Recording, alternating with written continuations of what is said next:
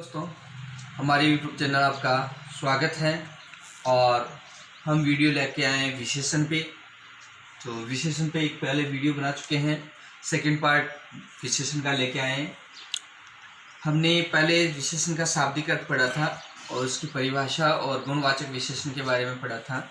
आज हम पढ़ेंगे संख्यावाचक, परिमाणवाचक, सार्वनामिक विशेषण और व्यक्तिवाचक विशेषण के बारे में चर्चा करेंगे। तो चलते हैं अपने वीडियो की तरफ।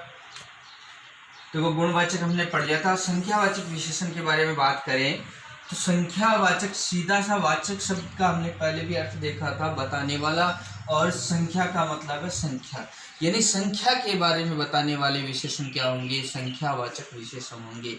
यानी ऐसा विशेषण जो है संज्ञा या सर्वनाम की विशेषता संख्या के रूप में बताए। कोई अगर कोई संज्ञा दे दे तो संख्या के रूप में बताए तो वो संख्यावाचक विशेषण होता है। तो पहले इसमें कुछ उदाहरण देखिए, फिर इस पे परिभाषा पे हम चर्चा करेंगे। तो जैसे मैंने लिख दिया 5 बच्चे, और मैं लिख दूं कुछ बच्चे। तो मैंने दो चीज लिखी है, 5 बच्चे और कुछ बच्चे। तो ये देखो 5 तो जो हमारे पास क्या है, संख्यावाचक, बच्चों की क्या है संख्या बता रहा है कि 5 बच्चे। यहाँ क्या कर रहे हैं, बच्चे जो लिखे हुए हैं वो क्या है, कुछ लिखा हुआ है। अब यहाँ संख्या नहीं दी है, क्या है, संख्या नहीं दी है, तभी ये किस में आएगा, संख्यावाचक विशेषण में। इसमें हम इसको गिनते हैं। तो हम परिभाषा देखते हैं कि संज्ञा या सर्वनाम की,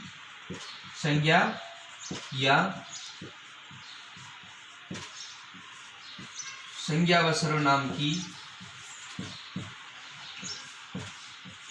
विशेषता संख्या द्वारा विशेषता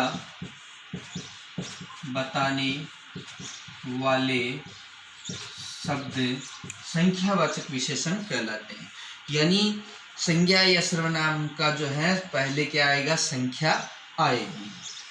तो ये तो परिभाषा हो गई, ये उदाहरण लिया था। अब यहाँ कुछ लिखा हुआ है, कुछ का मतलब है यहाँ कुछ न कुछ संज्ञा होगी, यानी बच्चे हैं और बच्चों की कुछ न कुछ संज्ञा है। यहाँ न इनकी कोई न कोई संख्या होगी। जैसे यहाँ 1 हो, चाहे 2 हो, चाहे 3 हो, चाहे 5 बच्चे हो, उनकी संख्या तो है। तो हम इसको जो है संख्यावाचक विशेषण का हम देखें कि इसके 2 भेद माने गए। क्या है, 2 भेद, निश्चित संख्यावाचक और अनिश्चित संख्यावाचक। तो निश्चित संख्यावाचक का मतलब, तो निश्चित संख्यावाचक, अनिश्चित। निश्चित का मतलब है जहां जो है संख्या दी जाए, संख्या चाहे 5 हो, 10 हो, 20 हो, लेकिन संख्या सीधी संख्या दे दे तो वहां क्या होगा, निश्चित संख्यावाचक। और अनिश्चित का मतलब जहां संख्या निश्चित नहीं हो वहां क्या होगा, अनिश्चित। जैसे मैंने यहाँ 5 बच्चों का और यहाँ कुछ बच्चों का उदाहरण भी लिया था। तो एक उदाहरण और लेते हैं। जैसे कक्षा में 40 विद्यार्थी है। अब मैंने लिख दिया कक्षा में 40 विद्यार्थी है। 40 विद्यार्थी, यहाँ विद्यार्थियों की संख्या क्या है, 40 है। तो यहाँ जो संख्या है विद्यार्थी, उसकी जो है विशेषता बता रहा है कि संख्या क्या है, 40 है। और यहाँ मैं लिख दूं कक्षा में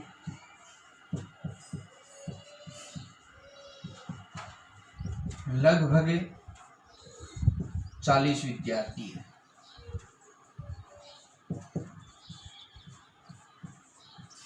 देखो मैंने वाक्य दोनों सेम लिखा है, यहाँ लगभग एक शब्द और लगा दिया। तो कक्षा में लगभग 40 विद्यार्थी है। तो यहाँ लगभग का मतलब है यहाँ संख्या निश्चित नहीं है, 40 है, 35 भी हो सकती है या 45 भी हो सकती है। यानी लगभग अंदाज बता रहा है वो क्या है, 40 विद्यार्थी लगभग। तो जहाँ लगभग शब्द लग जाएगा वो किसमें, अनिश्चित वाचक संख्यावाचक में आएगा, ठीक है। और एच अनिश्चित संख्यावाचक तो इसमें आएगा, और जहां सीधा संख्या दी जाएगी वहां निश्चित संख्या में आएगा। अब हम बात करते हैं जो हमारा तीसरा है परिमाणवाचक विशेषण। परिमाणवाचक विशेषण, देखो इसमें भी हम क्या करेंगे, संख्या की ही बात करेंगे। इसमें भी क्या होगी, संख्या होगी, लेकिन संख्या क्या होगी, मात्रा, माप या तोल के बारे, यानी संज्ञा या सर्वनाम की मात्रा या माप तोल के बारे में बताने वाले शब्द क्या होंगे, परिमाणवाचक विशेषण होगा। तो हमें चाहिए मात्रा हो, किसी प्रकार की कोई मात्रा है, माप है या तोल है, इसके बारे में जानकारी लेनी है। तो परिमाणवाचक में भी हम संख्या के बारे में बात करते हैं कि इसमें भी क्या होएगी, संख्या आती है। तो दोनों में अंतर क्या है, यहाँ तो संख्या आएगी जो है सीधी संख्या दी जाएगी, और यहाँ परिमाणवाचक में संख्या क्या होगी, माप या तोल के रूप में होगी। जैसे मैं लिख दूं 5 मीटर, 5 मीटर। अब संख्या तो यहाँ भी है और वहाँ हमने लिखे थे 5 बच्चे, लेकिन यहाँ क्या दे रहा है, मीटर दे रहा है। मीटर का मतलब है जैसे 5 मीटर कपड़ा लिख दिया। अब मीटर में क्या कर रहा है, वो माप रहा है, उस जो है कपड़ा है उसको क्या कर रहा है, मापने का जो है दिया हुआ है। तो माप दिया हुआ है, मीटर दिया हुआ है, तो यहाँ क्या आ जाएगा, परिमाणवाचक विशेषण आएगा, न कि संख्यावाचक विशेषण आएगा। जैसे मैं लिख दूं 2 लीटर दूध, 2 लीटर दूध। अब लीटर भी क्या है, तोल में है, माप में है। यहाँ जैसे मैं लिख दूं 5 किलो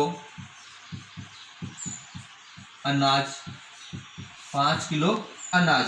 अब अनाज क्या है, 5 किलो दे रहा है, अनाज 5 किलो दे रहा है, तो यहाँ संख्या तो है लेकिन क्या है, किलो के रूप में है, तो यहाँ क्या आ जाएगा, परिमाणवाचक विशेषण आ जाएगा। तो मात्रा, माप तोल के बारे में जहाँ बात करेंगे वहाँ परिमाणवाचक आएगा, और संख्यावाचक में जहाँ बात करेंगे वहाँ संख्यावाचक विशेषण होगा। थोड़ी क्या करते हैं, हमने संख्यावाचक ये देख लिया। अब संख्यावाचक में थोड़ी और चर्चा करेंगे कि जो हमारे पास दिया हुआ है संख्यावाचक विशेषण, उसमें हम चर्चा करें कि इसको 4 रूप में इसका दिया होता है। विशेषण 4 रूप से होता है। एक तो गणना के रूप में, गणना जैसे कैसे 1 है, 2 है, 5 है, 10 है, ये गणना के रूप में हो गया। ये क्या है, किसी चीज की, वस्तु की हम गणना कर रहे हैं, तो गणना के रूप में हो गया। सेकंड है आवर्ती के रूप में, सेकंड क्या है, आवर्ती के रूप में। तो आवर्ती के रूप में कैसे है, जैसे 2 गुना मैंने लिख दिया, 2 गुना, 3 गुना, 4 गुना, 10 गुना। यानी किसी, मान लो यहाँ आप मेरा जैसे वीडियो देख रहे हो और मैं वीडियो में बोलूँ कि मेरा वीडियो 40 बच्चे देख रहे हैं, 40 बच्चे देख रहे हैं, लेकिन आज जो है, कल 40 बच्चे देख रहे थे, आज क्या है, उसके 2 गुने हो गए। तो 2 गुने का मतलब यहाँ क्या हो गया, आवर्ती के रूप में आ रहा है, और है तो संख्यावाचक ही, तो आवर्ती संख्यावाचक में आ जाएगा। फिर इसके रूप में तीसरे शब्द में बात करें क्रमानुसार, क्रम के अनुसार हम बात करें, जैसे हम लेते हैं कि पहला, दूसरा, तीसरा, ये शब्द आ गए। जैसे मान लो हमारा आज रिजल्ट घोषित हुआ और मैं कहता हूं कि आज मेरा कक्षा में जो है पहला स्थान आया, मेरा कक्षा में तीसरा स्थान आया, तो इस प्रकार का जो क्रमानुसार है, पहला, तीसरा, ये भी क्या होगा, इसमें संख्यावाचक विशेषण में आता है। ठीक है, तो पहला, दूसरा, तीसरा, चौथा, पांचवा, एक इसमें आ गया, संख्यावाचक में आता है। तो ये संख्यावाचक और ये परिमाणवाचक। तो परिमाण में यही ध्यान रखना, आपको माप तोल के साथ दिया हो तो परिमाणवाचक, और केवल संख्या दी हो तो वो संख्यावाचक विशेषण में आएगा।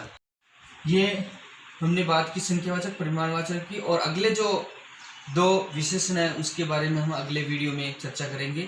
तो आज के लिए इतना ही। थैंक यू दोस्तों। ये हमने बात की संख्यावाचक, परिमाणवाचक की, और अगले जो दो विशेषण है उसके बारे में हम अगले वीडियो में चर्चा करेंगे। तो आज के लिए इतना ही। थैंक यू दोस्तों।